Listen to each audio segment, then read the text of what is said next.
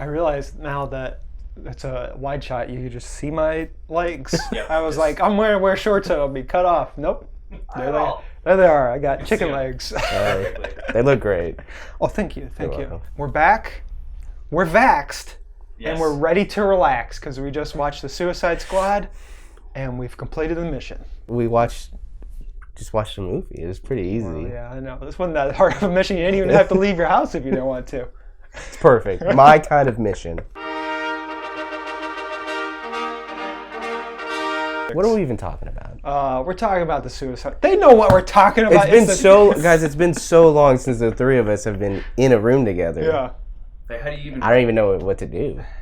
Well, we're going to talk about the movie. That's what we're going to do. The Suicide Squad, directed by James Gunn, also written, starring Idris Elba, John Cena, Margot Robbie, Sylvester Stallone's voice, many other people. There's so many people in this. Nathan Fillion, Pete Davidson. When you know it, it's the same movie, just with a bunch of different people that are easy to kill because DC has perhaps the most expendable, Sylvester Stallone, the most expendable villains out of any comic book, anything. Like Yes. Marvel, Image, DC is like, hey, these are weird characters. Let's kill them. And I think that's what Gunn wanted. He was like, let's get the worst, some of the dumbest, and let's have a little fun. Viola Davis's character, Amanda Waller, is getting a Suicide Squad, basically a bunch of villains that have been put in prison, and they're going to do this job or they're going to get their head exploded. And then they're getting time off their sentence, and maybe we're blackmailing children.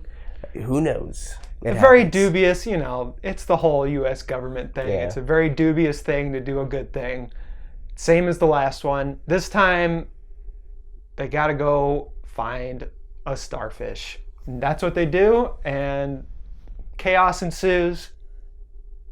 And that's the movie. So now let's get into the review. You don't want to give too much away. I think you did wonderfully. Thank you. Yeah. I loved this movie, like a lot.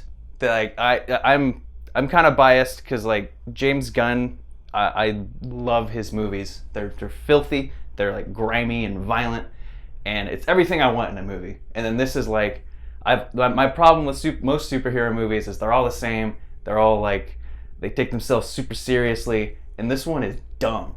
Like, it's so bonkers and weird, and all of the characters are like smart alecks, and it's just a good time. And not only that, but like, he made me feel bad for a starfish. I really liked it. I really enjoyed it. But to me, I was expecting a little bit more. Yeah.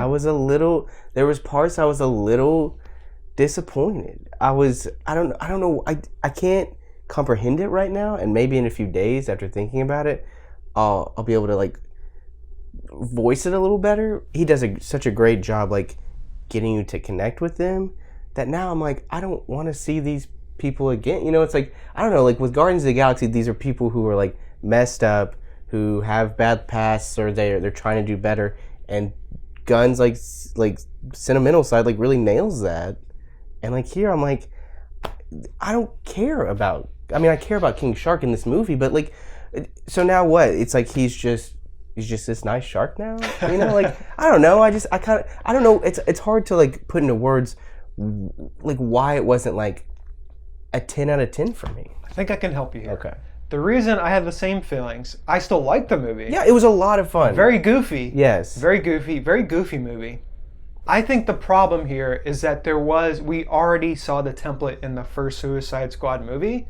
And so for him to just like be like, oh, I'm just going to do the same thing without any new changes. I mean, he did some stuff with Amanda Waller that were different. I liked this movie, just not as much as, say, Guardians of the Galaxy. Yeah, I can tell you the exact moment that Guardians of the Galaxy got to me, and Guardians of the Galaxy 2. I cannot. There was never a moment here where I was like really pushed emotionally. There's one character's death that feels so like not dumb, just like rushed. Yeah. Or something that just it's undeserved a little bit. Like they didn't get the out that they were supposed to get. I get, you want to kill off one or two more people by the end, but there's one that you're just like, oh, like it left a bad taste in your mouth. Like, Yeah. it wasn't, now that it was too gory, now that it was like, it was played for laughs instead of emotion. And you're just like, Margot Robbie as Oh Harley my Quinn. goodness. She is just amazing and Yes. she ties the room together. She ties really the does tie the room together. She's the rug in the Big Lebowski. Yeah. Like there's an entire like 5-minute sequence where it's like her going John Wick on everyone. her chemistry with Idris Elba and Joel Kinnaman is great. I love Joe. Like Joe can that's what is great about this Yeah. movie is it takes things from the old movie It makes it better. and makes it even better. Like Joe Kinnaman's great. Jai Courtney. I have a soft spot for Jai Courtney. Yeah. Hashtag Jack Reacher. But like yeah, and even Amanda Waller feels at least a little bit even more ruthless in this. How many nom-noms out of 10 would you give this movie? I gotta go 9 nom-noms. This is my favorite. It's between this and Pig. They're two very different movies, but like I had so much fun at this movie. It's just a silly, fun time. It's ultra gory, and like every single scene has like it's just good. It's got good jokes, and I love anything that's like silly and fun and gory. That's why I love James Gunn movies. Now I would not say it's better than Guardians of the Galaxy because that has way more emotion, and it's like kind of like that felt like lightning in a bottle almost, where it was like how is this working? But it's working so well, and this one's like, yeah, I expected this to be good. I would give it a 7 out of 10 nom-noms. Ouch. Still really, that's a good rating. 3.5 out of 5. That's a I good. mean, that's right, it's a lot of fun, and all the acting's great, all the action's fun. It didn't, and again, that rating's more on me that I just maybe thought I was getting something else and I didn't. But it's still a fun time, and you know what? It moves my campaign to put Pixies in more movies. So. Yeah, I'd go 7 out of 10. I really love the performances of everybody in this movie. Yeah. Even Weasel. Yeah. Hey, honestly, I could talk about John Cena for like.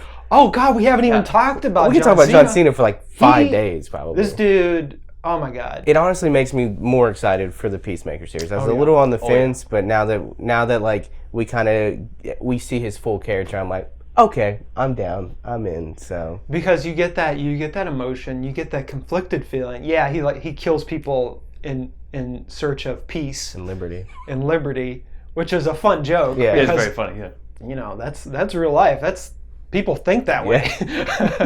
But at the end of the movie, not to give it away too much, he's conflicted about his own way of thinking. Well, you know, there's a lot of talk of releasing the Ayer cut.